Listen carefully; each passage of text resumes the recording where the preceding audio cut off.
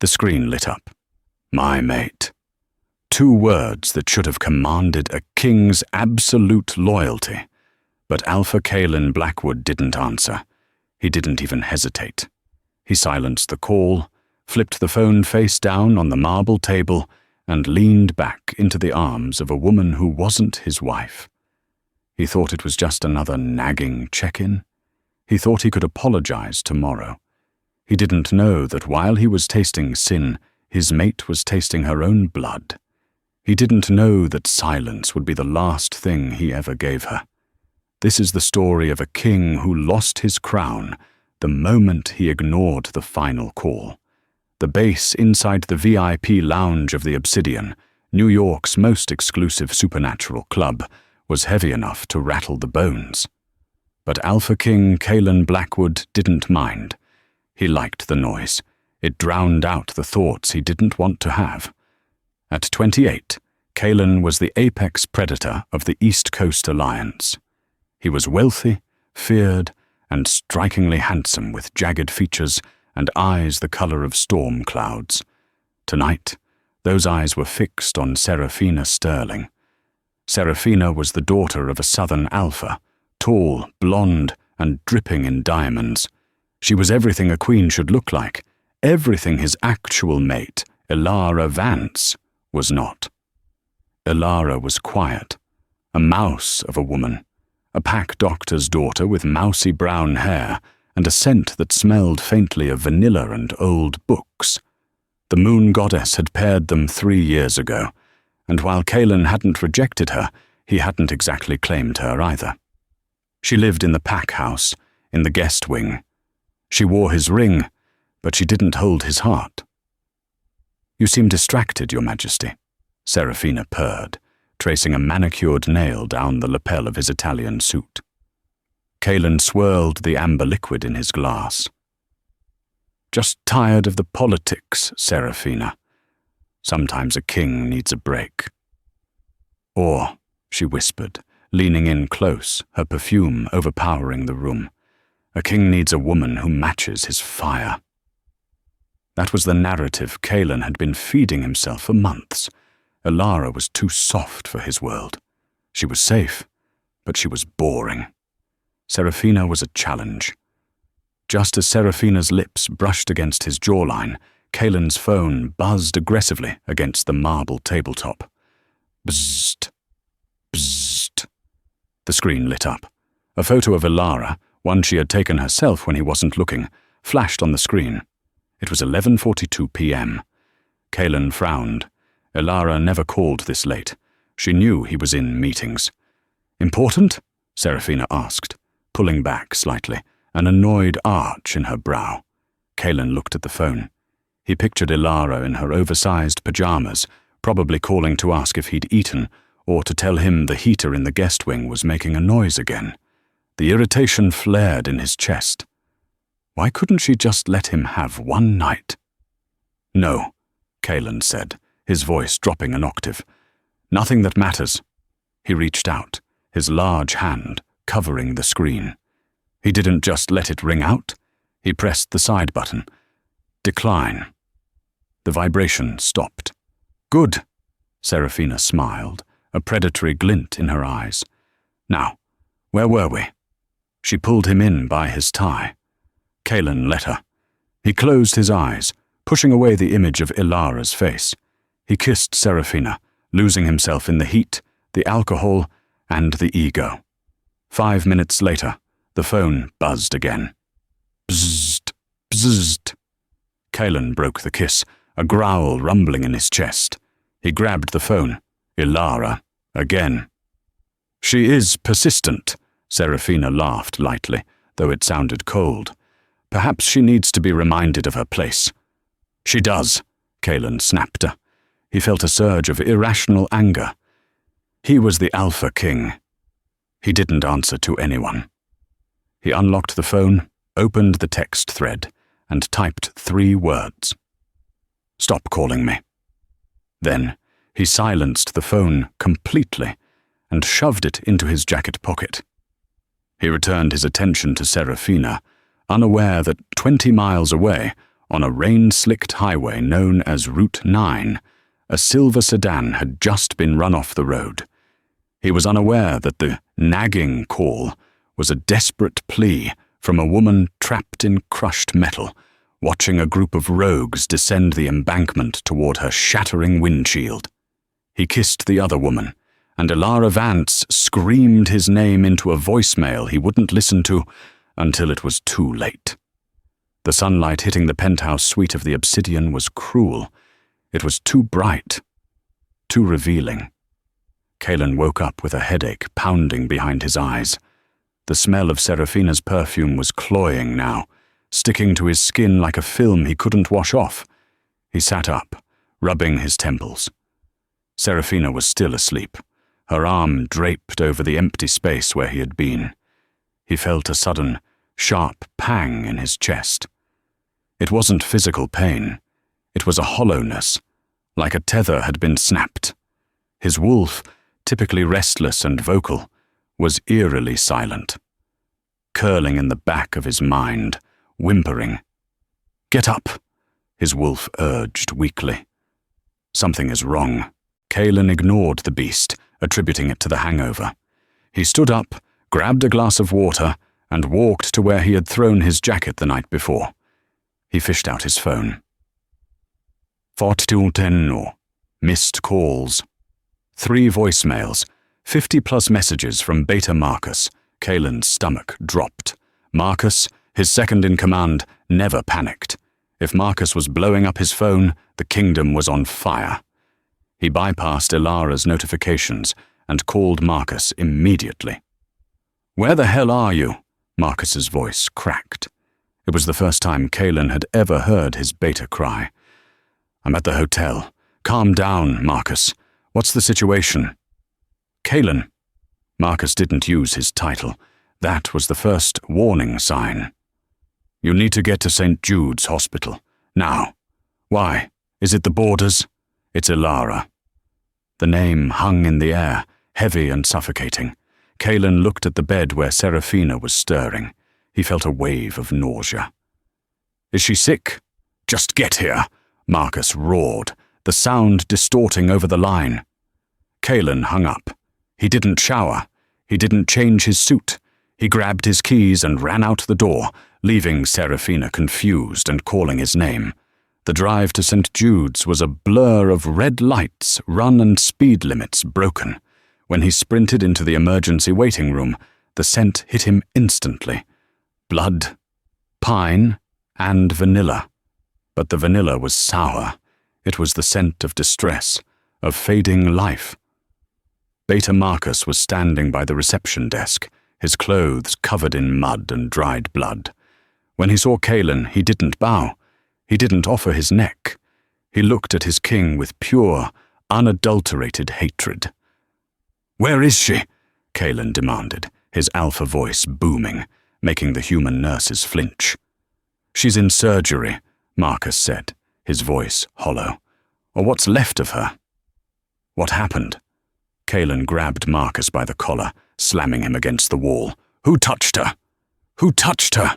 Marcus laughed, a dark, manic sound. "You did, Kalen. You killed her." Kalen shoved him back.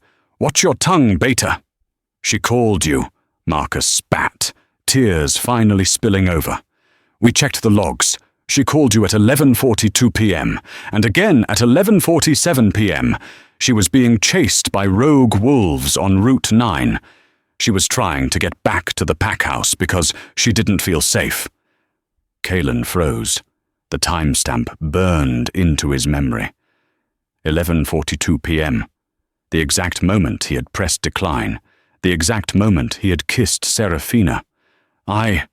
Kalen stammered, his arrogance stripping away layer by layer. "I thought she was just checking in." "She wasn't checking in," Marcus screamed, drawing the attention of security. He reached into his pocket and pulled out a plastic evidence bag. Inside was Ilara's phone. The screen was shattered, bent at a 45-degree angle. "The police found this in the wreckage," Marcus whispered. "She left you a voicemail, Kalen, before the rogues dragged her out of the car." Do you want to hear it? Do you want to hear what your queen said while you were busy with that whore? Kalen couldn't breathe. His hands shook as he took the bag. He didn't want to hear it. He would give his kingdom not to hear it. But he had to. He pressed the speakerphone button through the plastic. The audio was static-filled, the sound of rain hammering against metal, loud in the background. Then, a voice. Kalen. Kalen, please pick up. They're ramming the car. I can't control the steering wheel. A loud crash, the sound of glass shattering, a scream that made Kalen's knees buckle. Then, silence, heavy breathing, a whimper. Kalen, if you get this, don't come for me. It's a trap. Just save the baby. I didn't get to tell you today. I bought a tiny pair of shoes to surprise you. I'm so scared, Kalen. Why didn't you answer? Why? The audio cut off with the sound of a car door being ripped off its hinges and a snarling growl that didn't belong to a human.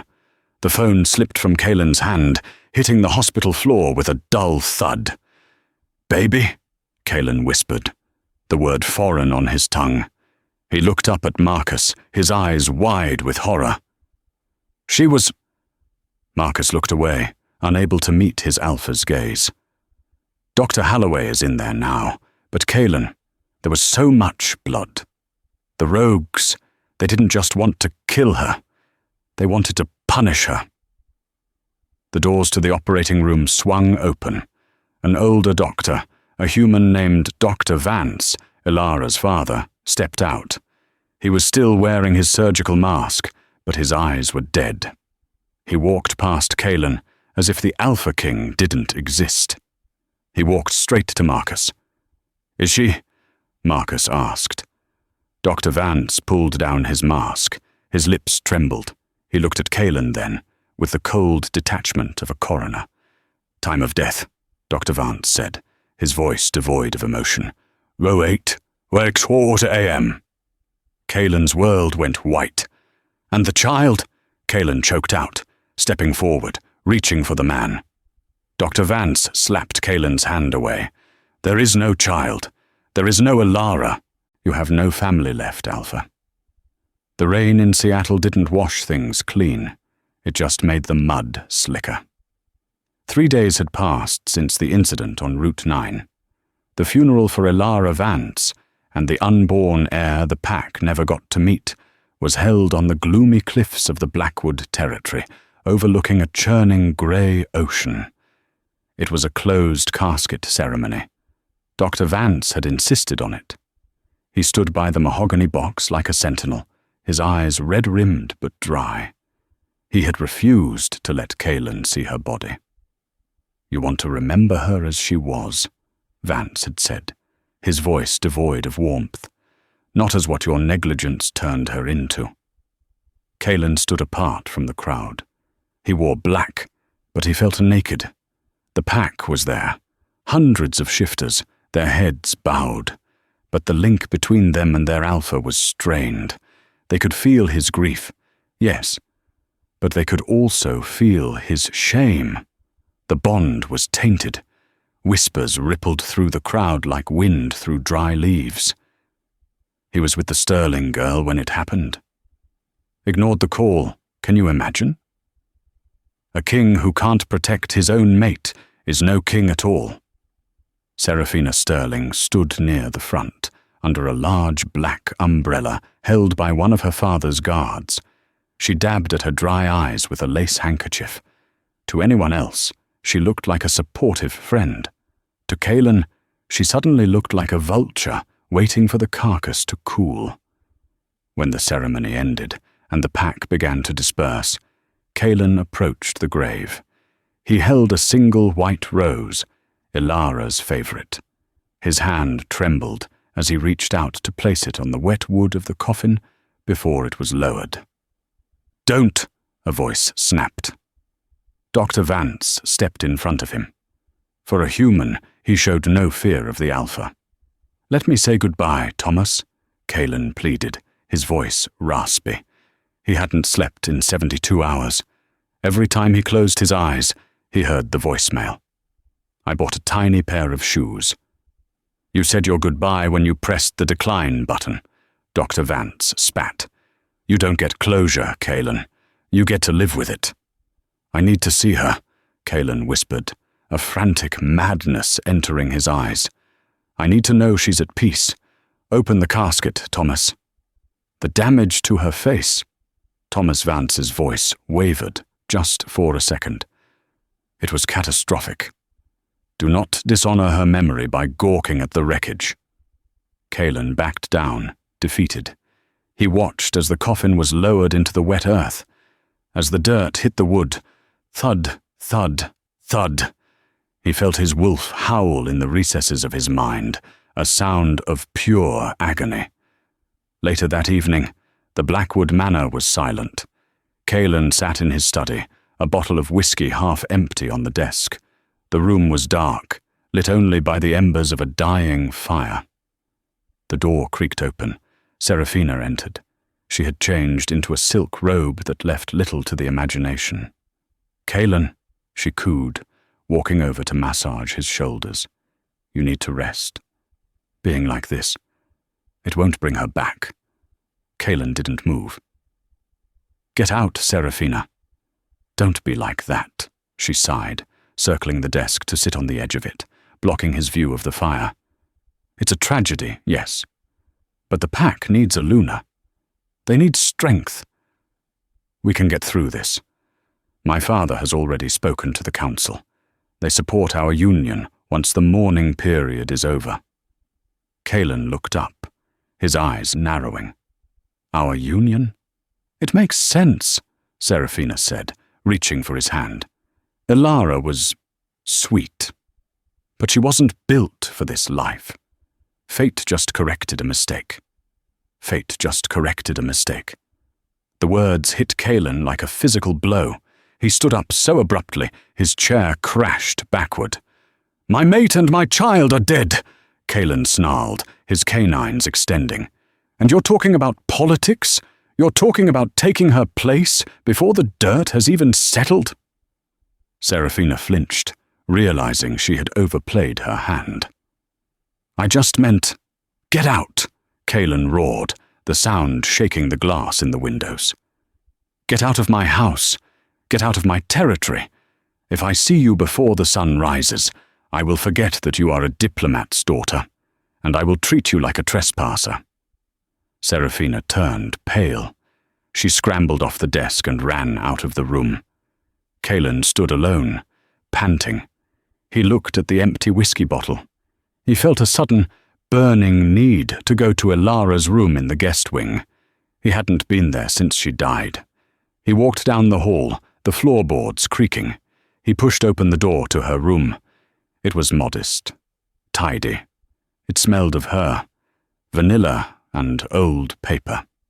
On the bedside table, there was a book, What to Expect When You're Expecting. A bookmark was placed at week 12. Kaelin collapsed onto the bed, clutching her pillow to his chest, sobbing uncontrollably. Underneath the pillow, his hand brushed against something hard. He pulled it out. It was a journal. He opened it to the last entry, dated the morning of the accident. I don't think Kaelin loves me. I know he's seeing Serafina. Everyone knows. But I have to tell him about the baby. Maybe the baby will make him look at me the way he looks at her. I'm going to drive to the city tonight to surprise him. If he turns me away, I'll know. I'll know it's over. Kaelin closed the book. He hadn't just ignored a call. He had confirmed her worst fear in her final moments. But as he set the book down, something caught his eye.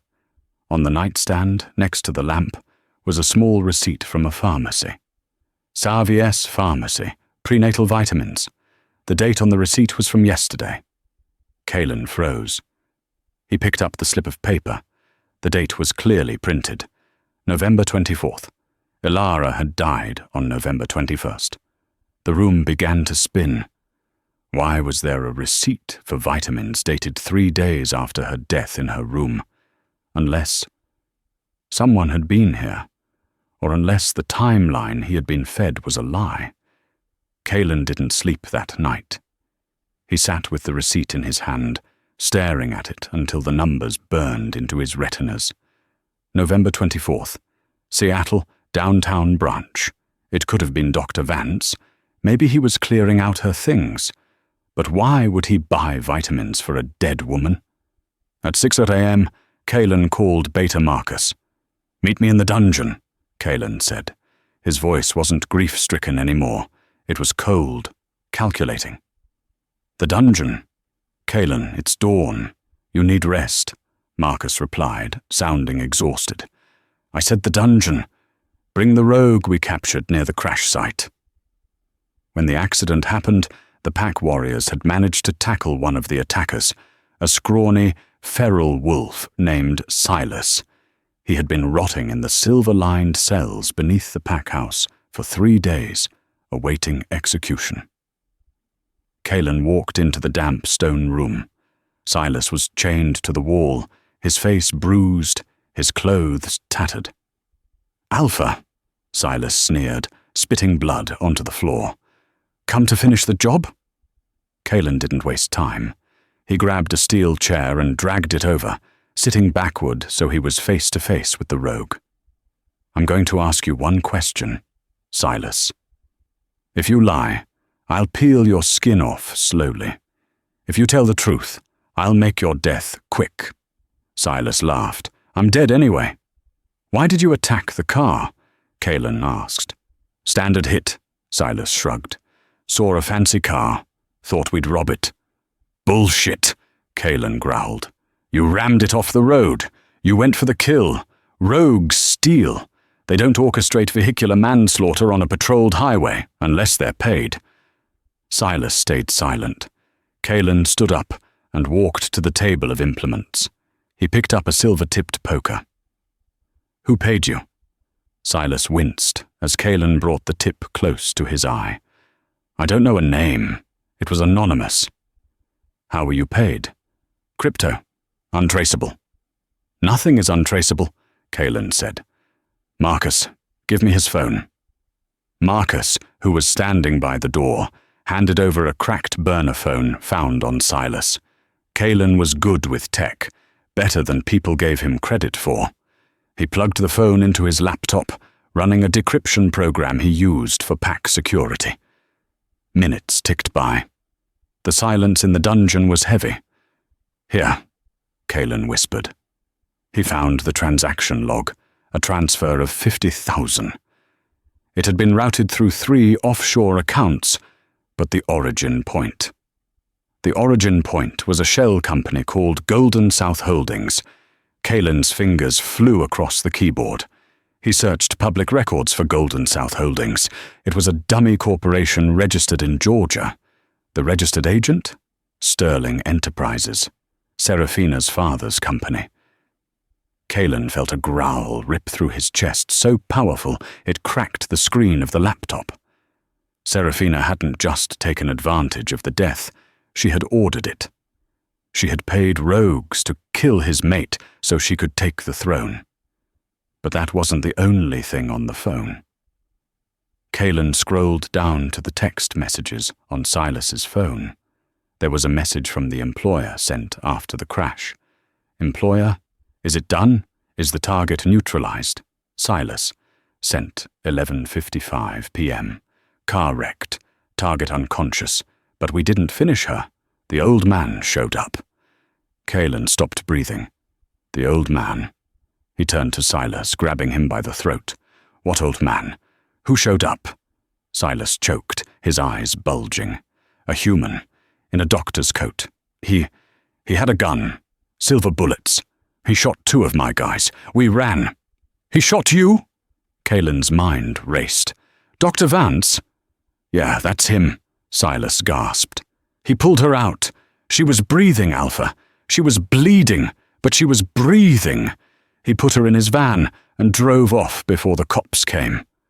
We took the credit when you guys found the car." Kalen dropped Silas. He staggered back against the wall.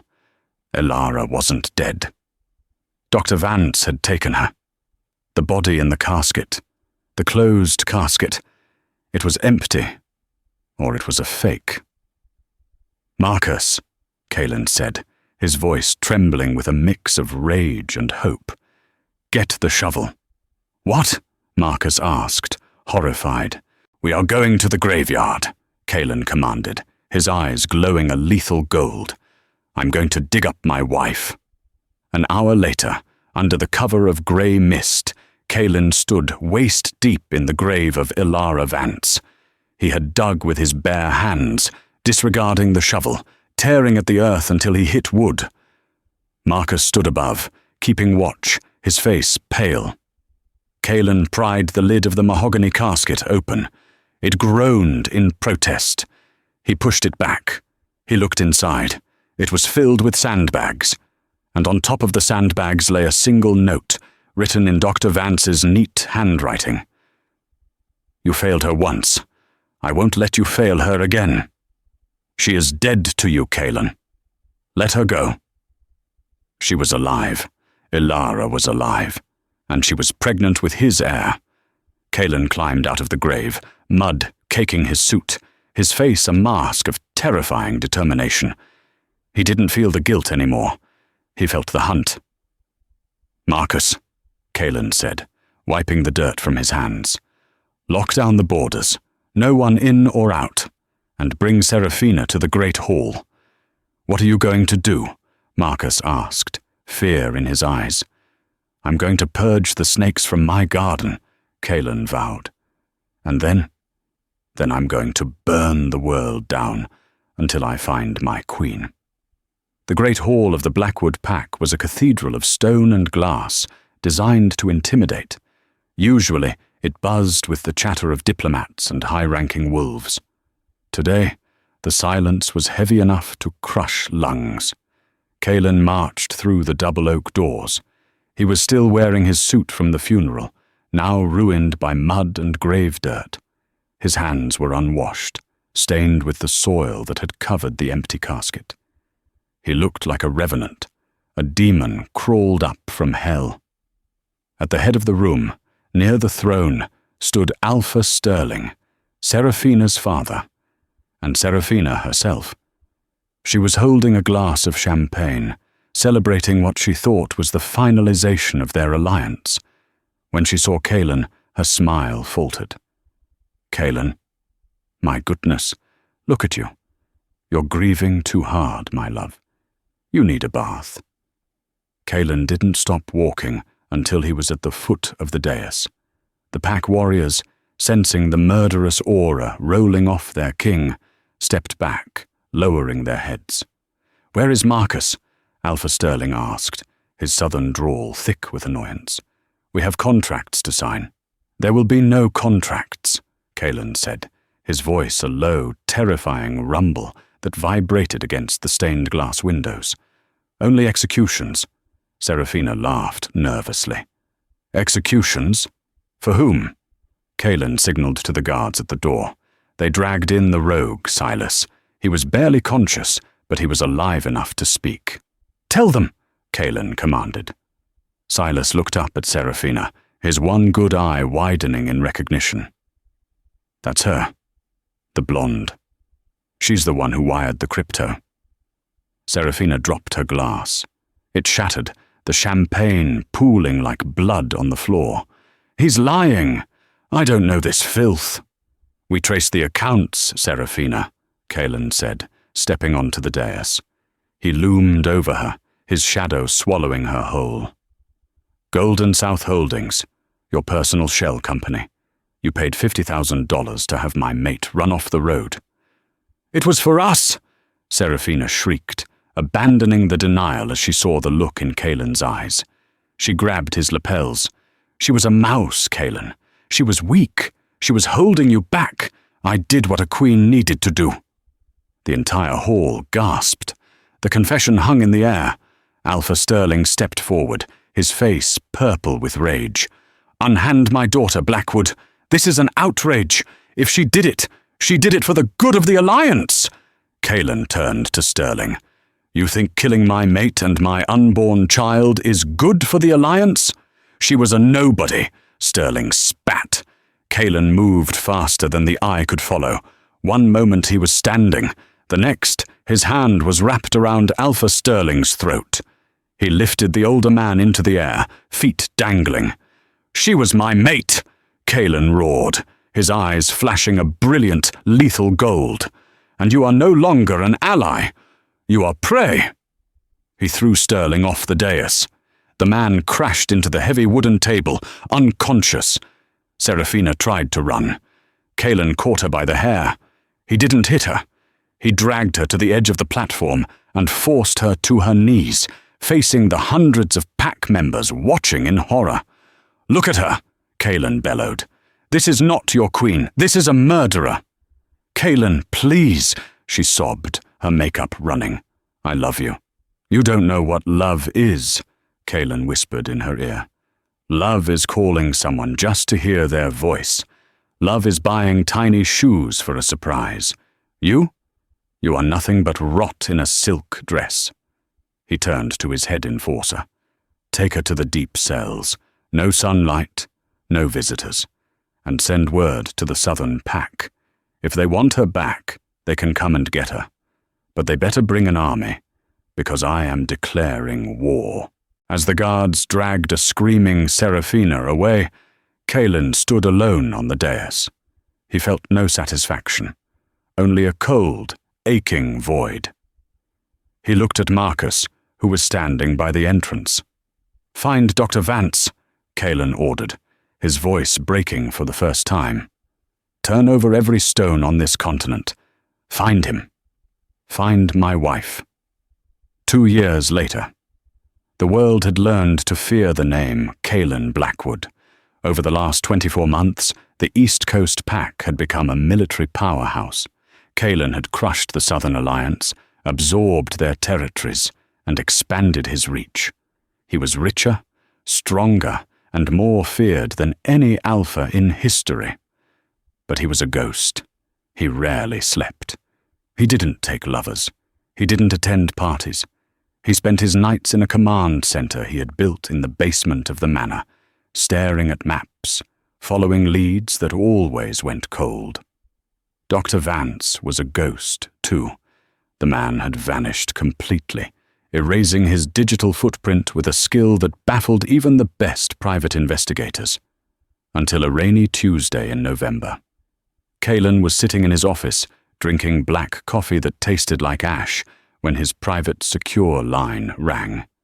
It was a hacker he employed, a human named Felix. I found something, Felix said, skipping the pleasantries.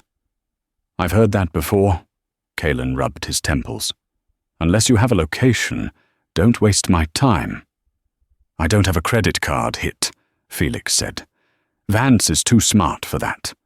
But I set up a flagged search for specific medical anomalies in pediatric databases across the rural Midwest. Kalen sat up. Go on.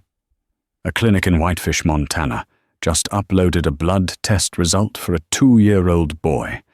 The system flagged it as corrupted because the white blood cell count was oscillating. Human doctors think it's an error.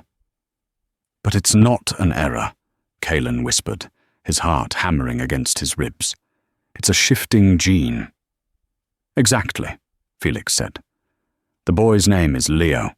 Mother is listed as Elena Smith. No father on the birth certificate. Send the coordinates to my jet, Kalen said, already moving toward the door. I'm leaving now. Whitefish, Montana, was a sleepy town buried under a foot of fresh snow. It was the kind of place where people didn't lock their doors and everyone knew everyone's business. Kalen didn't take an entourage. He didn't want to spook them.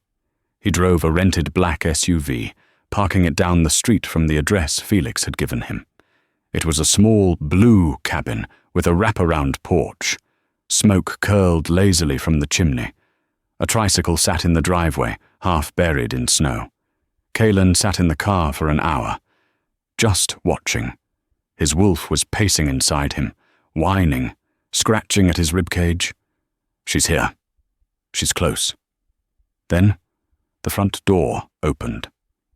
Kaelin stopped breathing. It was her, Ilara. She looked different.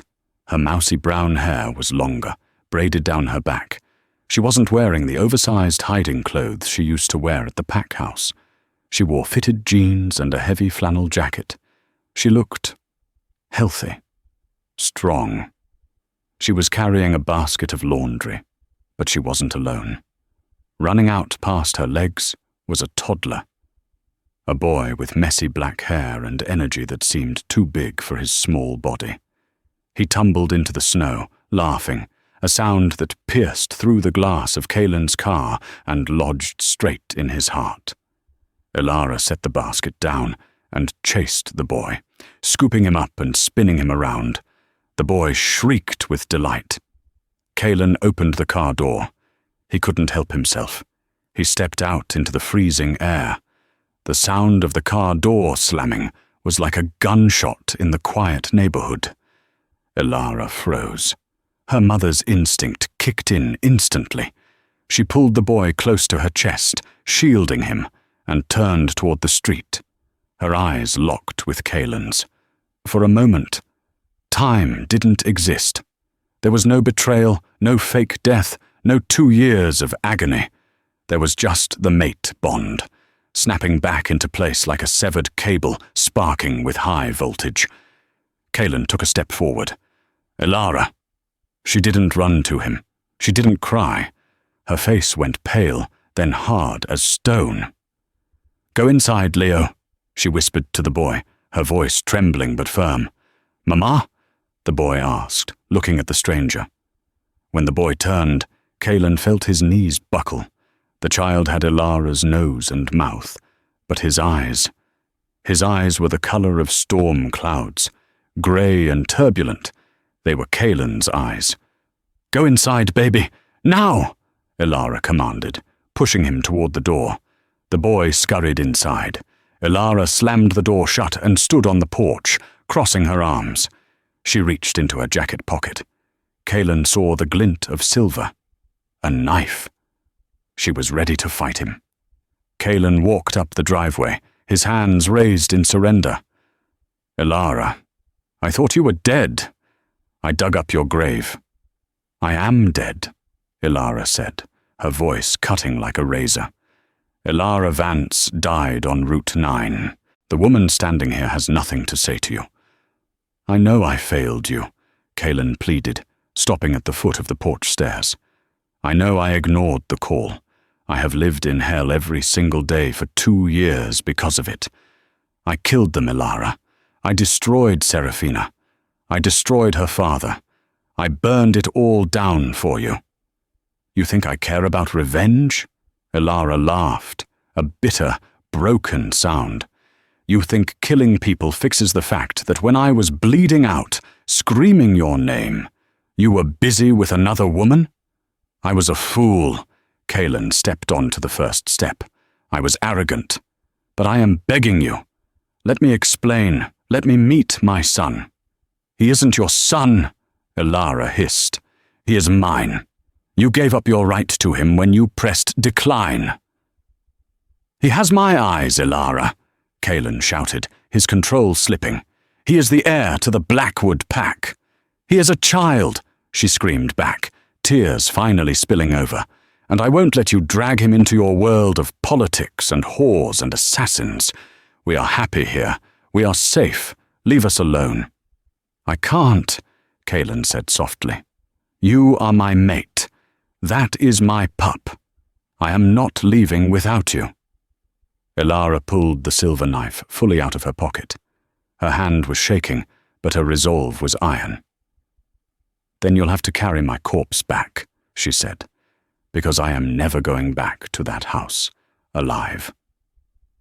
Behind her, the front door creaked open. Dr. Vance stepped out. He was holding a double-barreled shotgun aimed directly at Kaelin's chest. "You heard her, Your Majesty," Vance said, cocking the weapon. "Get off my porch before I finish what the rogue started." Kaelin looked at the gun, then at Ilara's tear-streaked face, and finally at the window where a small hand was pressed against the glass, watching. He had the power to kill Dr. Vance in a second. He could subdue Ilara.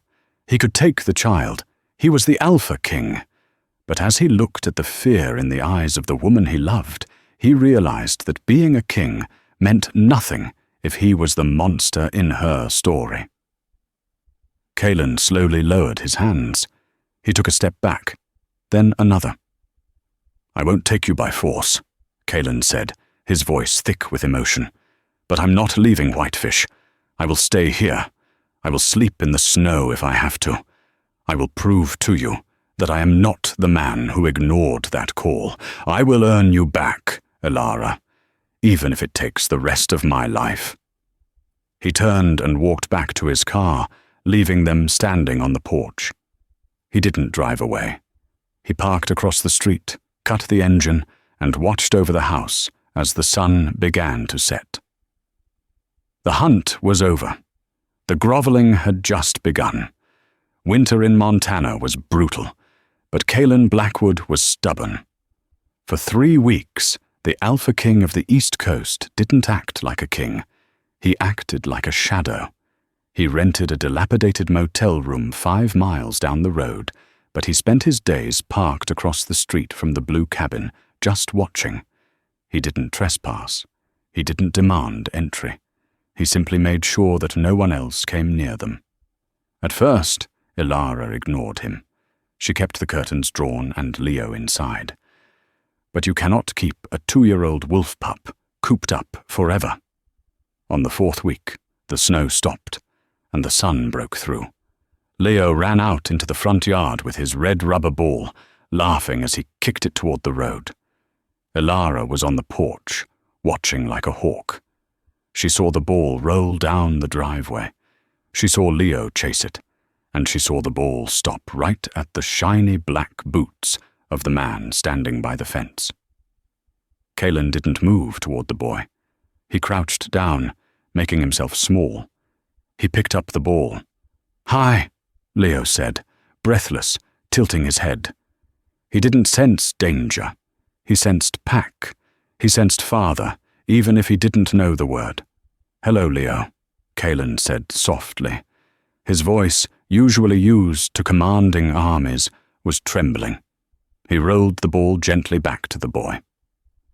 "You have a cool car," Leo pointed at the SUV. "It's okay," Cailan smiled, a genuine sad smile. "Not as cool as your ball." Ilara stormed down the steps, grabbing Leo's hand. "Inside, now." She looked at Cailan, her eyes blazing. "Stop trying to buy him." "I'm not buying anything." Cailan stood up slowly. "I saw your woodpile is low, Ilara, and the storm drain is clogged. I can smell the dampness from here. I don't need your help." "I know you don't," Cailan said, "but my wolf goes crazy knowing you're cold. Please, let me chop the wood. I won't come inside. I won't say a word. Just let me make sure you're warm." Ilara looked at him. She saw the dark circles under his eyes. He had lost weight. The arrogant playboy who sipped whiskey at the Obsidian was gone. In his place was a man who looked like he was seeking penance. "Fine," she whispered. "Chop the wood. But then you leave." Cailan spent the next 5 hours splitting logs. He didn't use an axe. He used his bare hands and his supernatural strength, working until sweat soaked through his shirt in the freezing air. He stacked the wood neatly on the porch. Then, true to his word, he walked away without asking for a thank you. This became their routine. Cailan fixed the roof. He shoveled the driveway. He left groceries on the steps, not caviar and truffles, but milk, eggs, and dinosaur-shaped nuggets for Leo. Slowly, the ice began to thaw.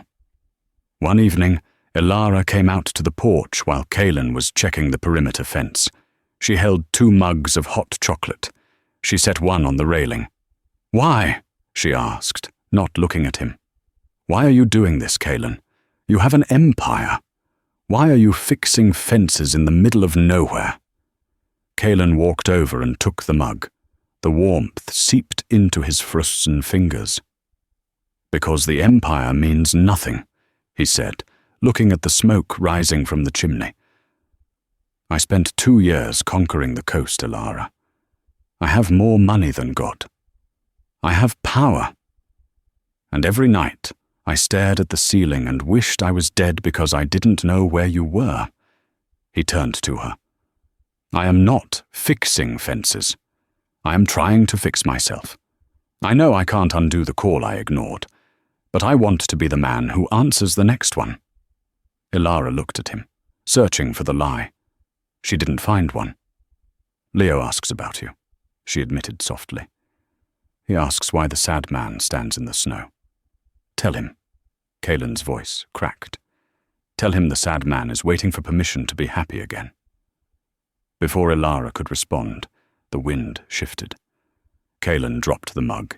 It shattered on the porch. He sniffed the air. His eyes instantly shifted from grey to a glowing, violent gold.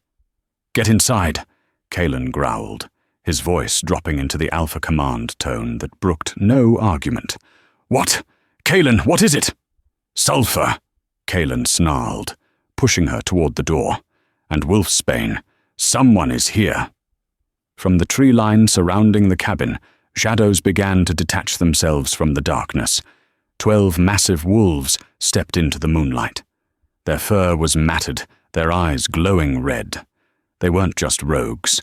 They wore tattered collars bearing the sigil of the Southern Pack, Seraphina's father's loyalists.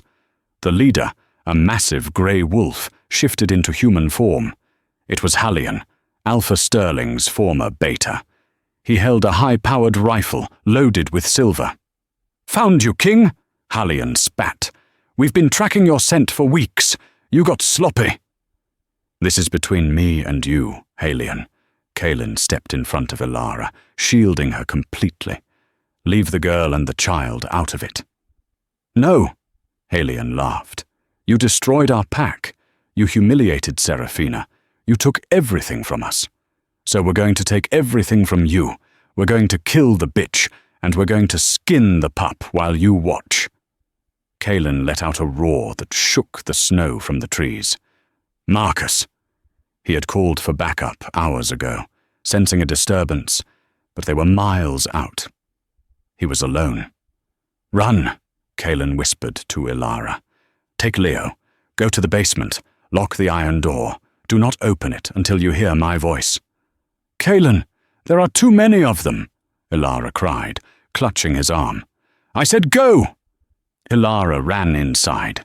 Kalen ripped off his shirt, his bones cracking and reshaping as he shifted. A massive black wolf, twice the size of the others, stood on the porch. The fight was a massacre. Kalen launched himself off the porch, tackling 2 wolves in mid-air. He was a blur of teeth and claws. He tore the throat out of the first attacker and snapped the spine of the second. But he was outnumbered. Wolves latched onto his flanks, their teeth sinking deep.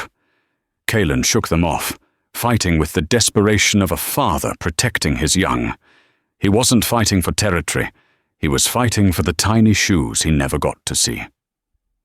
Inside the house, Elara huddled in the basement with Leo, listening to the sounds of bodies slamming against the walls above. Then, silence. Elara waited. Had he won? Suddenly, the basement door at the top of the stairs was kicked open.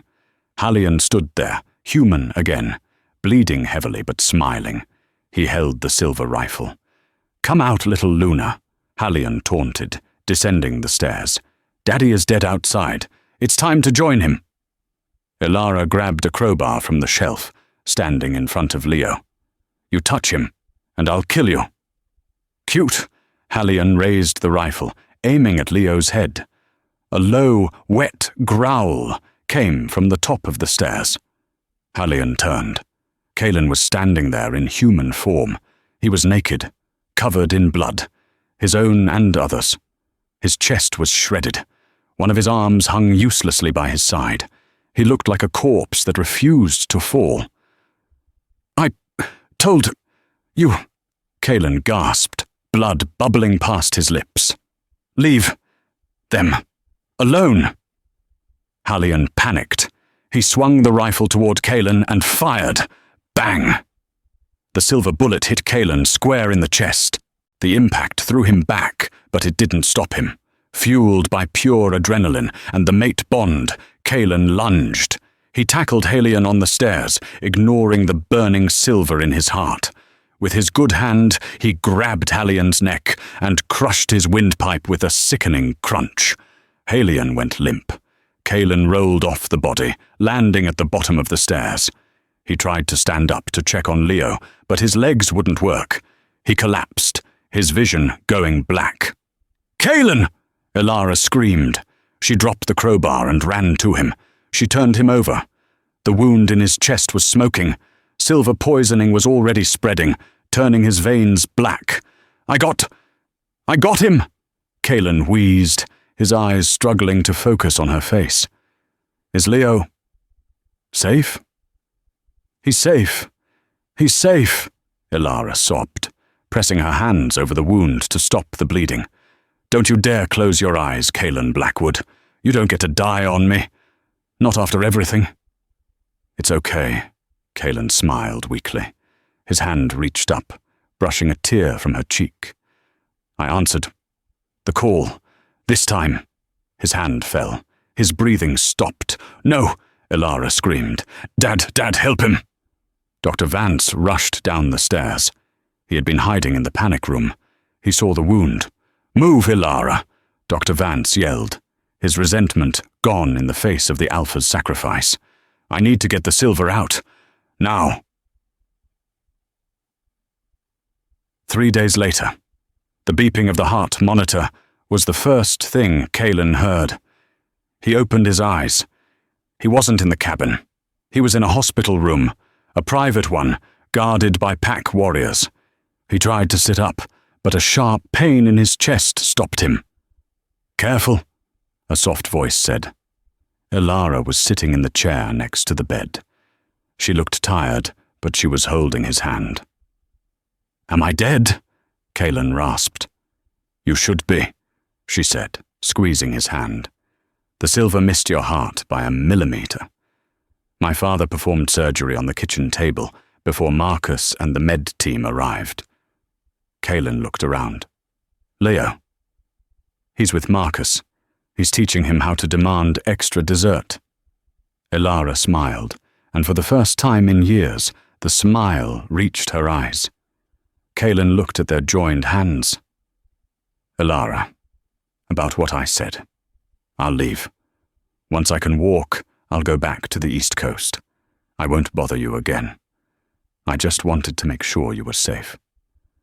Elara was silent for a long moment. She stood up and leaned over the bed. "You took a bullet for my son," she whispered. "Our son," Kaelin corrected gently. "Our son," she agreed. She leaned down and pressed her lips to his forehead. "You aren't going anywhere, Kaelin. You spent 2 years looking for us. You spent weeks freezing in the snow for us. And you died. Technically for a minute. For us." She pulled back, looking into his stormy grey eyes. "The man who ignored my call is dead," she said firmly. "I buried him. But the man lying in this bed? The father who protected his pack? I think I'd like to get to know him." Kaelin let out a breath he felt like he'd been holding for a lifetime. Tears streamed down the Alpha King's face. "I won't let you down," he vowed. "Never again." "I know," Elara said, resting her head on his chest, right over the beating heart that belonged to her. "Now rest, Alpha. We're going home." And that is the story of Alpha Kaelin and Elara. It's a brutal reminder that sometimes the biggest mistake of our lives isn't a war we lose, but a moment we ignore. Kaelin had to lose everything, his title, his pride, and almost his life, to realize that loyalty isn't just about ruling a kingdom. It's about answering the call when your loved ones need you most. He got a second chance, But in real life, we don't always get to dig up the past and fix it. So, let this be your sign. Check on the people you love. Answer that phone call. Don't let your pride cost you your forever. What did you think of Caelin's redemption? Did he deserve forgiveness, or should Elara have walked away? Let me know in the comments below. If you enjoyed this story and want more dramatic werewolf romances and real-life twist stories, please like this video, subscribe to the channel, and hit that notification bell so you never miss a new episode. Thanks for listening.